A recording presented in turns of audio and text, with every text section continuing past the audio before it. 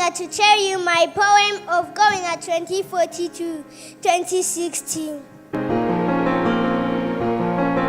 Your excellent General Mayor Evariste Ndayishimiye.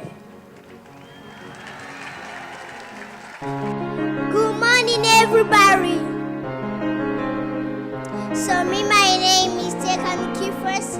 I'm from Burundi. I'm student. Munyemerere ikiganiro cyacu cy'uyu munsi tugitangirire mu gihugu cy'u Burundi. Ahangaha tugiye kukugezaho inkuru iraza kugutungura cyane, ariko nanone ni inkuru nziza. Ni inkuru igaragara ku mwana w'umurundi, nta wundi yitwa Nikifez. Uyu nguyu akomeje kugenda agaragara ku ma YouTube channel agiye atandukanye, haba mu gihugu cy'u Burundi ndetse n'ahandi wacu mu Rwanda. Ndakeka niba ukunda gukurikirana imbuga nkoranyambaga, si ubwa mbere wumvise uyu mwana. Mwiriwe mwese. Hello everyone. Mwiriwe mwese. Hello everyone. Imbere ya byose mbanje gushimira Imana. First of all, I thank God get me here. Ndashimiye abamenyesha makuru batwakiriye. I thank the journalists give us welcome. Mu buhanga rero bwumvikanye kuri uyu mwana mu mivugire y'Icyongereza, aho avuga Icyongereza mu buryo bwiza kandi busobanutse. Mu myaka ye 8 ni ibintu bitangaje cyane, nawe wakumva ndetse ugatangara bati byagenze gute. Uyu mwana yitwa Niki, akaba avuka mu gihugu cy'u Burundi hariya mu ntara ya Ngozi.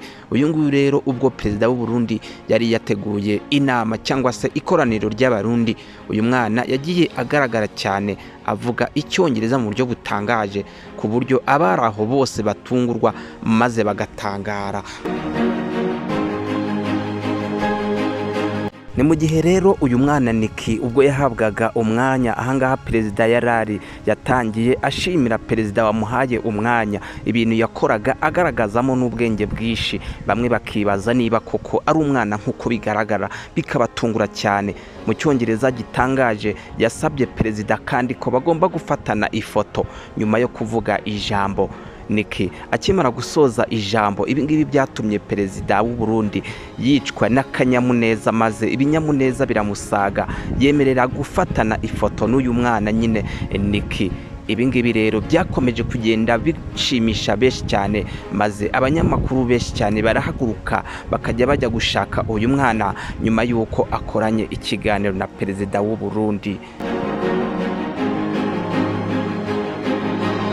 Ni ibintu bitangaje cyane ku mwana nk'uyu nguyu mu myaka ye nka Niki abasha kuvuga Icyongereza mu buryo bwiza nk'ubu ngubu, ariko kuri Niki we ibingibi yarabishoboye. Ibingibi rero byatumye uyu mwana aba icyamamare ku mbuga nkoranyambaga, maze abanyamakuru benshi barahaguruka bakajya bajya gusura uyu mwana. Mu biganiro uyu mwana yagiye agirana n'abanyamakuru, yagiye avuga ko kumenya Icyongereza yabikuye kuri se umubyara. Nyuma rero yuko uyu mwana Niki amaze kwamamara ku mbuga nkoranyambaga, ibingibi byatumye abanyamakuru benshi cyane bahariya mu gihugu cy'u Burundi begura mikoro ndetse na kamera zabo, maze berekeza mu mujyi wa Ngozi, aho nyine babaga bagiye kureba uyu mwana ngo bakomeze kumuganiriza. Mu biganiro bakomeje kugenda bakora bibanze kuganiriza ise akababwira ko uyu mwana yakuranye ubwenge budasanzwe. Mu kiganiro rero se yagiye akorera kuri channel y'umurundi yitwa Twige Icyongereza, uyu nguyu yagiye atangaza ko uyu mwana we Niki ari umwana wabyirukanye ubuhanga. Yavuze ko Niki ikintu cyose wamubwiraga ari umwana yabashije kugenda agifata. Yavuze ko nta kintu wabwiraga Niki ngo wongere kukimusubiriramo ataragifata. Ibingibi rero ngo byatumye se afata icyemezo cyo gutangira gutoza umwana we Icyongereza mu myaka ye mike. Ibi avuga ko ari nabyo byatumye uyu nguyu Niki akomeza kuba icabwenge, maze agakomeza kumenya Icyongereza mu buryo bwiza. Ubundi mu busanzwe igihugu cy'u Burundi ni igihugu kimakaza ururimi rw'igifaransa, aho mu mashuri abana biga ururimi rw'igifaransa cyane, Icyongereza kikaba gike cyane. Ibi rero ni byagiye bitangaza abantu benshi cyane kubona umwana ungana utya amenya Icyongereza ku rwego ruhambaye mu mivugire ndetse n'uburyo abivuga. Ibi ngibi byakomeje kugenda bitangaza benshi, maze rero buri wese umubonye agatangara cyane agira ati ubundi ko nzi ko abarundi badakoresha Icyongereza, uyu mwana yakimenya ate? Ibi rero nibyo byatumye se wa Nick agenda aganizwa cyane, maze akabazwa uburyo uyu mwana yamenye ururimi rw'Icyongereza, nawe akabasubiza avuga ko ururimi rw'Icyongereza ari we yarumwigishije.